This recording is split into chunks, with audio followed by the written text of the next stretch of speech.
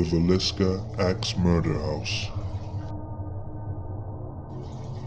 On a quiet residential street in this small town sits an old white frame house. On a dark evening, the absence of light and sounds are the first indication to visitors that this house is different from the other homes that surround it.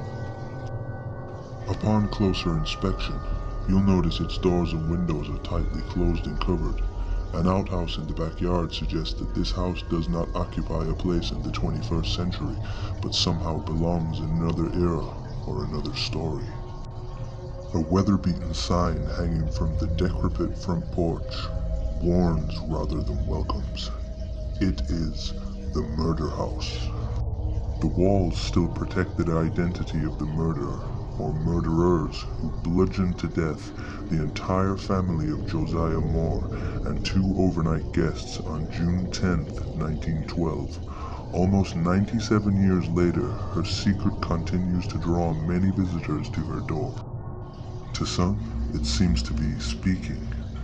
Visits by paranormal investigators have provided audio, video, and photographic proof of paranormal activity.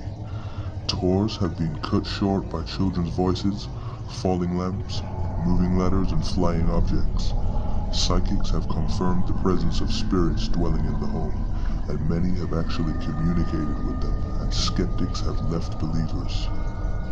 Is the Vallisca Axe Murder House haunted? You tell us. Your belief may be the key that unlocks the door to the Vallisca Axe Murder mystery. Long before serial killers and mass murderers have become a way of life, 2 adults and 6 children were found brutally murdered in their beds in the small midwestern town of Vallisca, Iowa. During the weeks that followed, life in this small town changed drastically. As residents of the small town reinforced locks, openly carried weapons, and huddled together while sleeping, newspaper reporters and private detectives flooded the streets. Accusations, rumors, and suspicion ran rampant among friends and families. Bloodhounds were brought in. Law enforcement agencies from neighboring counties and states joined forces. Hundreds of interviews filled thousands of pages, and yet the murder remains unsolved, the murderer unpunished. While no one was ever convicted of the Vallisca Axe murders, there seemed to be no shortage of suspects. In the days following the crimes, you could have read about 4 possibilities in any edition of the newspaper. Many of the leads, however, were quickly exhausted, and as time wore on, they began to dwindle. Today, historians and those who have studied the axe murders extensively seem to be made up of 3 camps. There are many who believe Frank F. Jones, a prominent Vallisca resident in Iowa State Senator, was responsible for the brutal deaths of the Moores and the Stillinger children. The parents, Josiah and Sarah Moore, were the first victims. The killer only used the blade of the weapon on Josiah, who received the most brutal beating. The rest of the victims were murdered with the blunt side of the axe, which had belonged to Josiah. The family friends who were staying in the guest room were the last to be killed. All of the victims, except Lena, appeared to have been asleep when they died. Lena was the only one who appeared to have defensive wounds and was lying across the bed. The axe was left in the guest room next to a 4-pound piece of slab bacon. At some point, the killer had covered all of the mirrors in the house with blankets and clothes, and cooked himself a plate of food, which was left untouched in the kitchen. He also left behind a bowl of bloody water. There's something so hauntingly intriguing about little details like this in unsolved murders. The gruesome killings were discovered the next morning when Mary Peckham noticed that the family hadn't started their morning chores around 7 a.m. She called Russ Moore, Josiah's brother, who let himself in with his copy of the house key.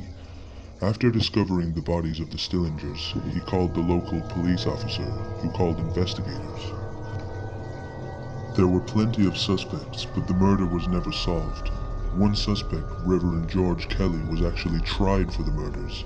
Kelly was a traveling minister who was in town that night of the crime. He was at the service the Moore family attended before their deaths. but inexplicably left town between 5 and 5:30 a.m. the next morning.